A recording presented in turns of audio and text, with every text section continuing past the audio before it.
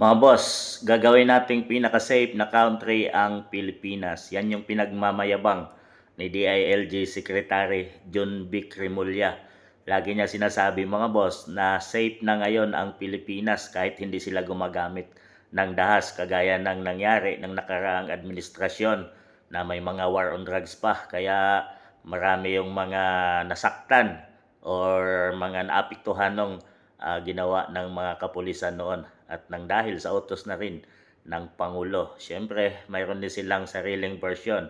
So, pinaka-safe na raw ang Pilipinas ngayon dahil kahit hindi sila gumagamit ng dahas mga boss, pero wala tayong nakikita ngayon na mga nakakulong or nahuhuli na mga sinasabing mga pinakamalaking isda na nagbibinta ng pinagbabawal na gamot.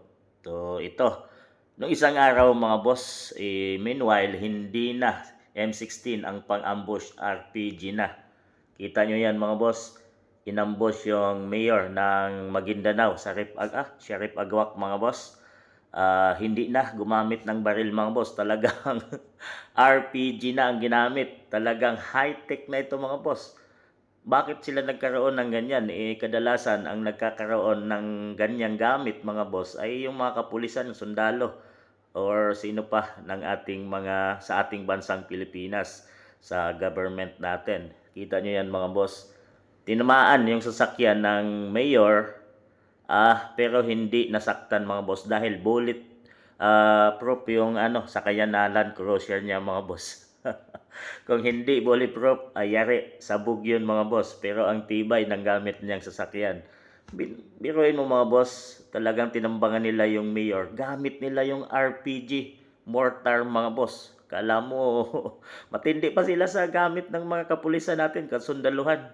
To grabe, ibang klase na ngayon, wala nang takot yung mga ganitong tao, mga kriminal mga boss na gumawa ng kalukuhan ngayon, dapat masolusyonan at maaksyonan to, bigyan ng leksyon ang mga taong ganito mga boss. Akala ko ba sinasabi ni DILG Secretary John Vic na safe na ang Pilipinas at wala nang gumagawa ng mga katarantaduhan at bumaba na yung krimen rate sa ating bansang Pilipinas ngayon. Tahimik na raw, so pwede ka na raw maglakad ng kahit saan, safe ka na. Yun ang pinagyayabang ng taong ito mga boss.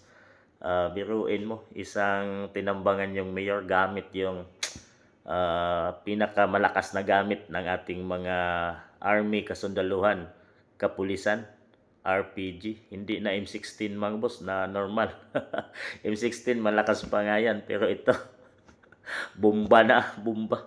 Malakas na pagsabog na yung gamit mga boss. Grabe, grabe na ang mga tao sa Pilipinas ngayon. Wala nang takot sa administrasyon o sa gobyerno. So yan dapat solusyonan ni DILG John Vic Remulla. Kala ko ba safe na sir yung bansa natin? Ano tong nangyari ngayon?